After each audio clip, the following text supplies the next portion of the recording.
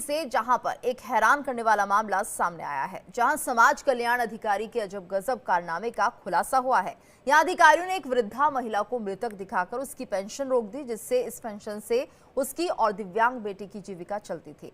वृद्ध महिला पिछले 2.5 साल से अपने को जीवित दिखाने के लिए अधिकारियों के चक्कर लगा रही है, खुद को जिंदा साबित करने की कोशिश कर रही है। देखिए रिपोर्ट।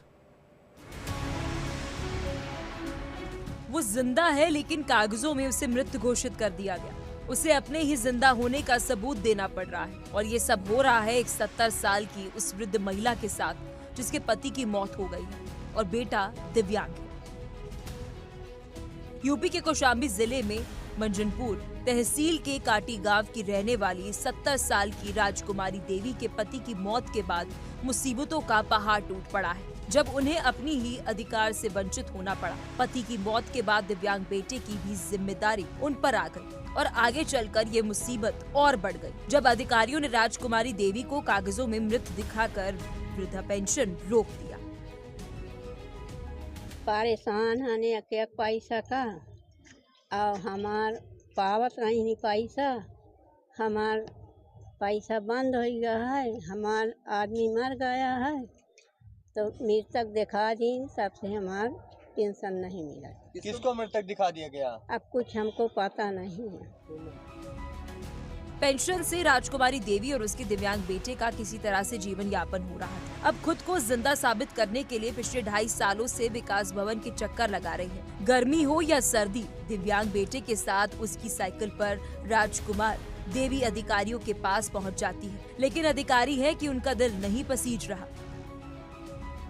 वही उसके दिव्यांग बेटे राम बहादुर का कहना है कि मेरी मां को वृद्धा पेंशन मिलती है, जिससे घर का खर्च चल रहा था। करीब 2.5 साल से मेरी मां को समाज कल्याण विभाग के अधिकारियों द्वारा कागजों में मृत दिखा दिया गया, जिसके बाद से वो अपनी मां को ट्राईसाइकिल पे बैठाकर 30 किलोमीटर दूर अधिकारियों के पास जाता है, लेकिन कोई सुनने वाला ही नहीं।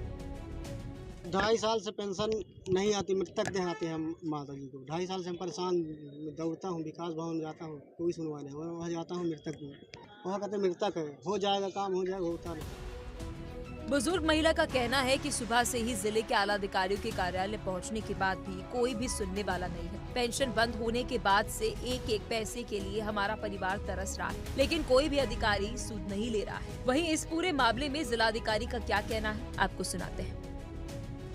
पहली बात यह है कि ये संज्ञान में आते ही हम लोगों ने इसको डायरेक्टरेट से बात करके रिवर्ट करवाया है, फर्स्ट पॉइंट था। सेकंड है, संबंधित सचिव के खिलाफ जो इसने रिपोर्ट दिया था, वीडियो ने इसको संस्तुति जो की थी, उनके खिलाफ भी कार्रवाई करेंगे, शो कॉज नोटिस भी जारी करेंगे। जिस वृद्धा को पेंशन मिलना चाहिए था, वो पेंशन का हम लोग सारे कागज सत्यापन करा के पुनः उसको अपलोड करके ये सुनिश्चित करेंगे कि उनको आने वाले महीने से उनको पेंशन दिया जाए। एग्जैक्टली, जो लापरवाही के लिए जो सचिव और वीडियो इस पर रिस्पॉन्सिबल, उनके खिलाफ कड़ी कार्रवाई की जाएगी। और ये बार बार आता रहा है, पहले में भी एक ऐसा संज्ञान में आया था, उसके क्रम में भी हम लोगों ने सचिव इनको एडवाइस एंट्री भी दी थी। अब इस बार ऐसे अगर चलता रहेगा, उसी विभाग उसी ब्लॉक से चलता रहा, तो हम लोग निलंबन की कार्रवाई भी करेंगे।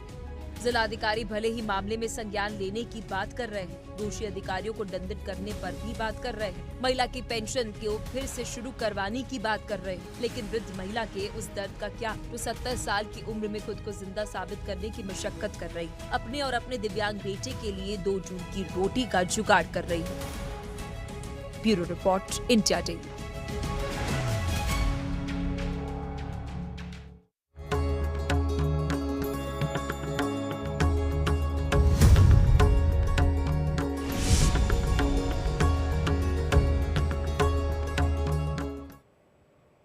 और बात